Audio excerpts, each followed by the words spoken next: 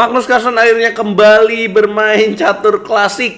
Ya, kalian kaget dong pasti. Ya kan, karena Magnus Carlsen udah bilang kalau dia nggak suka main catur klasik. Tapi ini akhirnya kembali bermain catur klasik. Kita nggak tahu apa yang terjadi di belakang ya. Apakah bayarannya besar, uang tampilnya nggak tahu juga guys. Nah teman-teman, Magnus Carlsen bermain di babak pertama melawan Arjun Erigaisi. Ini turnamen Tap and Sigmund Company Chess Turnamen 2026 yang berlangsung di Malmo, Swedia. Teman-teman, ada 8 pecatur yang mengikuti turnamen ini dengan sistem round robin, artinya mereka akan bertemu semua satu kali, dan formatnya adalah catur klasik 90 menit untuk 40 langkah dan ada bonus waktu 30 menit setelah langkah ke-40 dengan tambahan 30 detik setiap langkahnya. Akan berlangsung tanggal 1 sampai 7 Mei. Jadi teman-teman jangan lewatin setiap malam jam 8 malam ya, waktu Indonesia Barat. World number 1, Magnus Carlsen akan bertemu dengan beberapa pecatur muda top dunia. Sebut saja seperti Yagis Khan yang baru saja meraih Elo rating 2700, tapi banyak diprotes ya. Banyak mendapat komentar dari pemain top seperti Caruana dan Yanni Pomniachtchi. Ada juga Abdusattorov, Van Forest, dan juga Andy Woodward, pecatur muda dari Amerika Serikat. Dan dari tuan rumah ada Nils Grandelius dan satu-satunya pecatur wanita ada Zujiner. Tidak disebutkan berapa hadiah dari turnamen ini. Ini berlangsung di Malmo, Swedia, dan berlangsung di Hotel Elite ya, yaitu Elite Plaza Hotel in Malmo, Swedia. Langsung aja kita bahas gamenya teman-teman. Magnus Carlsen pegang bow putih, apa yang terjadi? Jangan di skip iklannya, di like dulu, di share, dan dikasih hype untuk video ini teman-teman, biar RL Chess terus semangat bikin konten. Magnus mulai dengan langkah E4, kemudian Arjun E5. Ini adalah pecatur top India ya, kuda F3, kemudian kuda ke petak F6. Putih makan pion E5. Ini adalah Petrov defense ya. Dan kemudian Arjun di sini bermain dengan langkah D6. Untuk teman-teman menambah ilmu, buat kalian yang belum tahu, apabila kuda makan E5 dan kalian baru pemula sebagai pemain catur, jangan makan pion pada petak E4 ya. Kenapa? Karena ini akan ada jebakan yang populer. Dengan queen ke petak E2, apabila kuda mundur, maka kuda ke petak C6 dapat queen di sini. Ya, karena ada skak dari queen di petak E2. Gajah menutup atau queen menutup tetap bisa dimakan queennya. Nah, maka D6 dulu harus dimainkan. Ini juga dikenal dengan Russian game. Buat teman-teman yang belum tahu sejarah dari teori ini, Russian game itu kenapa disebutkan dalam teori ini? Kenapa disebut dengan Russian game? Karena zaman dahulu banyak pecatur Rusia yang menggunakan teori ini untuk remis hasilnya kebanyakan. Nah, yang populer sebenarnya adalah variasi kuda F3, kemudian makan, dan kuda C3 juga ada juga variasi D4. Tapi juga ada variasi yang tidak begitu populer, yaitu kuda D3. Membiarkan hitam makan pion petak E4 memang tidak bisa dijaga lagi ya. Queen ke petak E2 dan kemudian queen ke petak E7, putih kuda F4. Dengan ide ancaman berbahaya kuda ke petak D5 mengancam queen dan pion di petak C7. Hitam langsung taktis menjaga dengan kuda F6, putih kuda C3, dan hitam C6 menjaga petak D5 yang penting. Nah, dari 7 langkah ini aja kita udah bisa lihat bahwa kemungkinan besar terjadi pertukaran queen. Artinya apa? Dengan pertukaran queen di awal permainan, tentu saja permainan akan semakin kecil untuk bisa dimenangkan, dikalahkannya. Kenapa bisa bilang begitu? Ya karena kedua pemain ini adalah pemain top dunia. Nah, C6 kemudian putih D4, hitam makan queen, kemudian dimakan lagi dengan bishop, hitam bishop F5, ancam pion. Kemudian Magnus langsung merespon dengan taktis, menawarkan pertukaran bishop. Diterima oleh hitam, dimakan lagi dengan kuda, kemudian hitam kuda ke petak A6. Lah, kudanya kok ke samping? Ya, jangan heran teman-teman, kuda ke petak A6 ini justru lebih bagus karena punya tujuan manuver kuda C7 dan kuda E6 menyerang pion di petak D4. Kalau dia keluar ke petak D7, maka kemana lagi keluarnya? Gak ada tujuan ya. Kurang begitu bagus. Itulah idenya teman-teman. Putih F3, kemudian hitam raja D7, dan putih memilih tidak melakukan rokade. Dua-duanya juga memilih tidak rokade. Kok bisa? Padahal teori menyuruh kita untuk mengamankan raja. Ya, karena kemungkinan besar game ini akan berlanjut ke babak endgame sudah terlihat. Kemungkinan untuk terjadi skakmat itu sangat kecil. Nah, daripada rajanya jauh dari petak center, mendingan langsung ke raja F2 untuk langsung bersiap menuju endgame. Karena rumus dari endgame, king must be active in endgame. Raja harus aktif di endgame, teman-teman.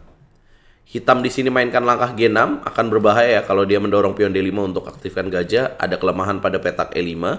Putih mendorong A4, hitam bisop G7, putih bisop ke petak D2, hitam H5. Langkah profilaksis mencegah gangguan dari sayap raja. Putih kuda E2, hitam harusnya di sini bisa slightly better lah, unggul tipis dengan ide kuda ke petak D5. Tapi Arjun ya mungkin ya Gajah H6 aja lah, tidak memberikan ruang sedikit pun buat Magnus Carlsen ya. Gajah makan juga. Tapi ya bisa dikatakan apakah Arjun cari remis? Bisa jadi juga. Putih B4 dimainkan, kemudian hitam kuda ke petak C7, langkah 18, putih di sini menarik. Boom. Sacrifice the pawn.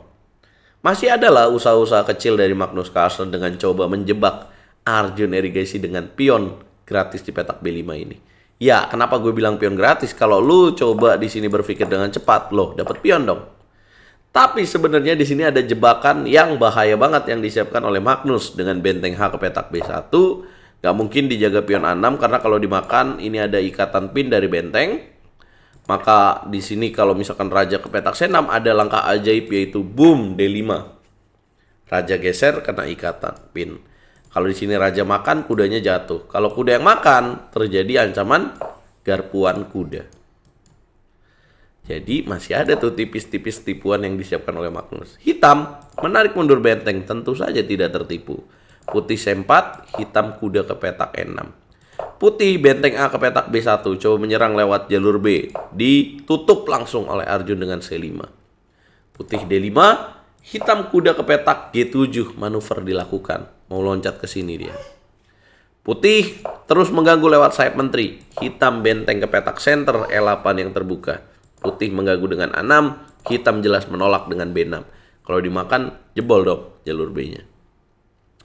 Ya mungkin lu juga terpikirkan untuk kenapa ya Magnus terus mendorong pion sampai A6. Apakah dia berencana untuk nanti di masa depan dia akan melakukan pengorbanan ini? Yap. Tapi apakah kemungkinan itu bisa terjadi? Masih jauh coy. Putih bermain dengan langkah kuda C3, kemudian hitam kuda ke petak F5. Putih menawarkan pertukaran benteng karena bahaya banget kalau hitam bentengnya masuk ke sini. Hitam kuda D4, putih H4, hitam kuda C2. Di sini Arjun mulai memaksa Magnus untuk melakukan pertukaran ya dan ingin mengontrol jalur E dengan kuat. Benteng makan benteng, benteng C1, kuda E3. Kuda D1, kuda F5.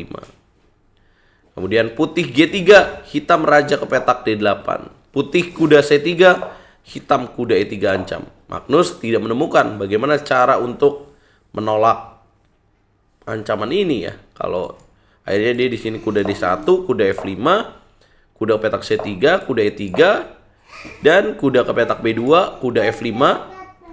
Magnus balik lagi dengan kuda D3. Kenapa Magnus nggak coba dengan kuda A4 seperti yang tadi kita tanyakan ya? Maka akan ada jawaban kuda D7, nanti kuda manuver ke petak E5 bisa bahaya lagi ya. Karena kombinasi di sini masih terlalu jauh untuk dimainkan. Jadi kalau dibilang remis yang diambil oleh Magnus Carlsen ya memang potensinya remis. Ya sudah semaksimal itu Magnus berjuang dan lawannya juga sangat kuat. Akurasi dari mereka 97,5% untuk Magnus, hitam lebih tinggi lagi 97,8%. Jadi inilah Magnus Carlsen yang akhirnya kembali bermain catur klasik, yang terakhir kali bermain tahun 2025 di Norway Chess ya menurut saya, sepengetahuan saya. Dan ada komentar dari Anis Giri sebelum pertandingan dimulai. Dia memberikan komentar seberapa menarik Magnus Carlsen akhirnya kembali ke catur klasik. Apakah dia bisa memenangkan pertandingan? Dan nyatanya sulit ya teman-teman. Apakah Magnus belum serius atau ini akan jadi tanda-tanda alarm bahaya kalau misalkan Magnus nanti tertarik untuk menjadi juara dunia lagi dan ikut turnamen catur kandidat. Karena pecatur-pecatur muda di era generasi yang lebih baru lebih sulit untuk dikalahkan. Apa komentar kalian teman-teman? Coba kasih komentarnya. Jangan lupa bantu share video ini ke komunitas-komunitas catur biar makin banyak orang bermain catur. Dan jangan lupa jangan di skip iklannya. Kita ketemu di video berikutnya ya. Jangan lupa nanti malam nonton live-nya hanya di YouTube RLCS. Nus Magnus.